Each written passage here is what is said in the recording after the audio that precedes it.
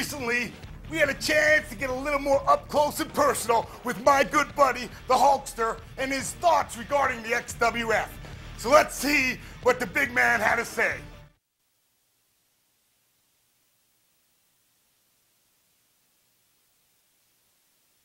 My favorite opponent of all time had to be Andre the Giant. It was definitely a turning point in the wrestling business. He passed the torch to the Maniacs, and without a doubt, 94,000 people in the Pontiac Silverdome will never be matched. It was the largest indoor attendance record. The Rolling Stones did 88, the Pope did 80,000, Andre the Giant, Hulk Hogan did 94,000 people. That was my favorite and greatest match of all time, brothers.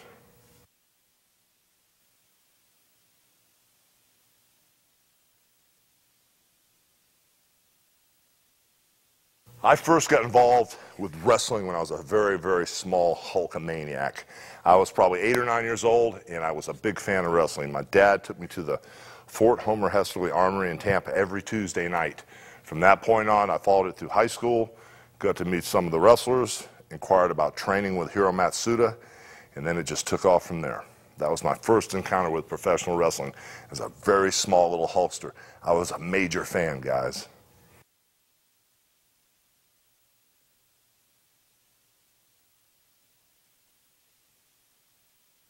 Well, as far as all the other work I've done, outside of wrestling, my favorite movie of all times has to be Mr. Nanny. I've had kids all over the world come up to me and say, "Hey, Hulk Hogan, you are the greatest nanny of all time." Even though we filmed the movie in Miami over a very, very hot summer, we were tortured in 100-degree heat, but it was nothing like being tortured by the 2 kid actors in the movie, because everything you see in the movie, they actually did to me. It was a tough, hot summer, and those 2 kids in Mr. Nanny were, without a doubt, my toughest opponents ever.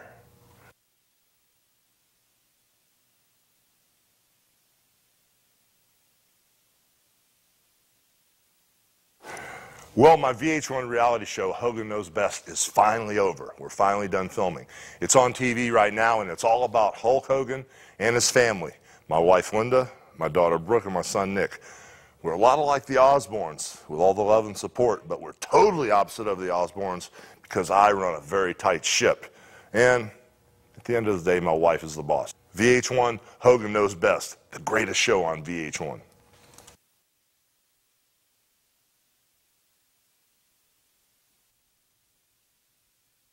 Well, when I saw the video and I saw that Willie Nelson was talking about Hulk Hogan and all the stars of the XWF, I knew we were onto something.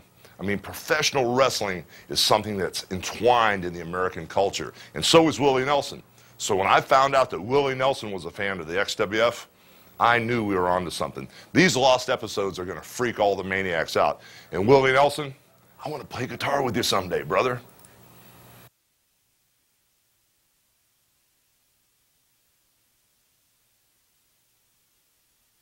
Well, I've been wrestling for over 20 years now. And some people ask me, why, Hulk? Why do you keep going back to the ring? What motivates you? What gets you excited about stepping back in the squared circle? Well, when you're with guys like the guys in the XWF, with the upper echelon, the upper tier wrestlers in this business, every time you step in that ring, it's a challenge. There's the physical challenge. This is the challenge to entertain those people over and over again. And the sound of that crowd, when they start screaming at the top of their lungs, and you're in the center of that XWF ring, nothing compares to that. That's what keeps me going.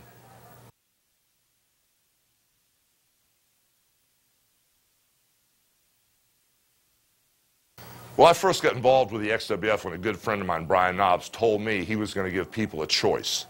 At the time, there was only one wrestling organization up and running, and nobody had an alternative. So basically, the XWF was a great idea. The people that were running the business, Brian Knobs and Jimmy Hart, had a great idea. They attracted some of the greatest talent in the world of professional wrestling. I stepped in for a short while, got my feet wet, but had to move on. XWF, it was a dream come true.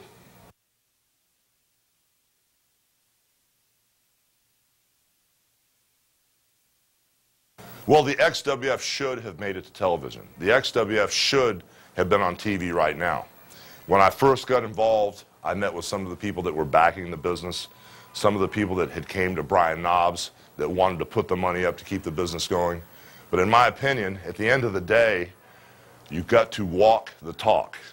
And there was a lot of talk, and there was a lot of money that needed to be put up. I mean, this is not an easy business to get started. The talent was there, the camera work was there, the production was there. All that really needed to be there was the financial backing to get this thing up and running. They fell short financially, otherwise XWF would be on your TV right now.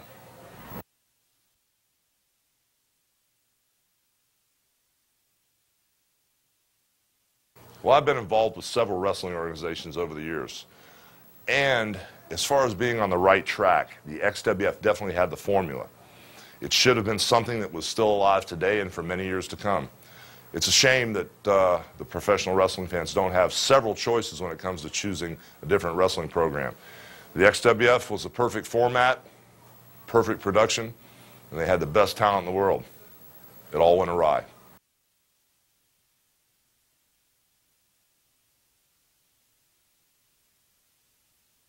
Well, I got involved in the XWF for a lot of reasons. It was very close to where I live. It looked like it would be a very convenient way to stay involved in the wrestling business. Several of my friends were running the company. They were very excited, and they had some great ideas. And I just thought, and I believed, that this would make it to the top of the wrestling world, this XWF program. If everything would have been in place and the financial backing would have held up, they would still be up and running. But times changed, and so did business.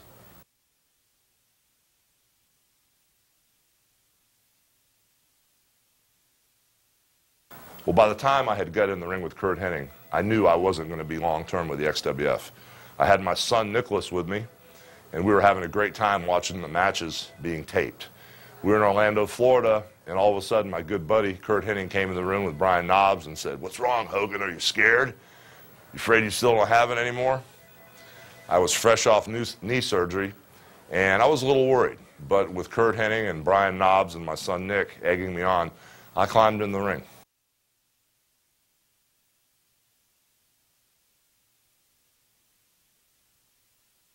I love the production team that Universal Studios put together to help my friend Brian Knobs in the XWF. They were very nice, they were fun to be with, and they worked very hard. The production was #1 as far as wrestling entertainment. And can't wait to get back there someday.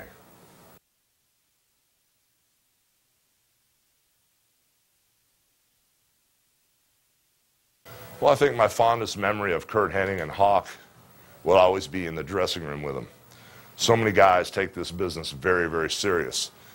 And there has to be an attitude to keep the art form alive. There has to be an attitude where it needs to be fun. Curt Hennig was such a professional that he didn't worry about where he was in the ring, different moves or logistic, where he's going to land or where he's going to end up. He just went out there and winged it. He entertained the people. Curt Hennig had a tremendous attitude, and he was a lot of fun. On the other hand, my good buddy, the Road Warrior Hawk, he had fun too, but he was a lot more intense. He basically was very, very serious when he climbed in that ring.